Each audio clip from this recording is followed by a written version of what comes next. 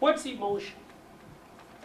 Emotion is the subjective sensation that you feel when you encounter a situation that has implications for action.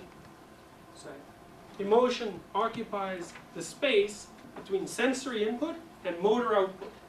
So if you encounter something that has significance, you feel an emotion. And an emotion is the subjective sense that accompanies the activation or the pre-activation of motor output systems. That's basically how it appears. You say, well,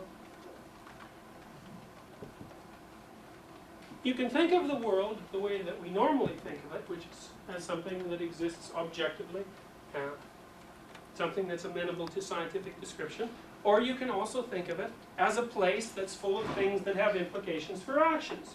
Now, as far as stories are concerned, the universe is a place that's full of things that have implications for action. That's the environment from the narrative perspective. The most fundamental substructure of narratives can be found in myths. And the next thing I want to show you is how myths fundamentally represent the world insofar as it's conceived of as something that has implication for behavior, something with emotional significance. See, the world of the scientific object, so to speak, is devoid of emotional significance, really by design. Part of what you do in the scientific procedure is eradicate anything that's purely subjective, like emotion.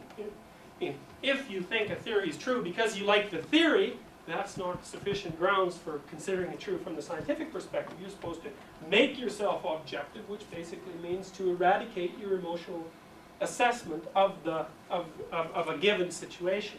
But the thing is, we're always assessing situations for their affective significance. We have to do that because emotion or affect means how to act, and you always have to figure out how to act in every situation. So it's reasonable to construe the world as something that has meaning, as a place where that meaning exists.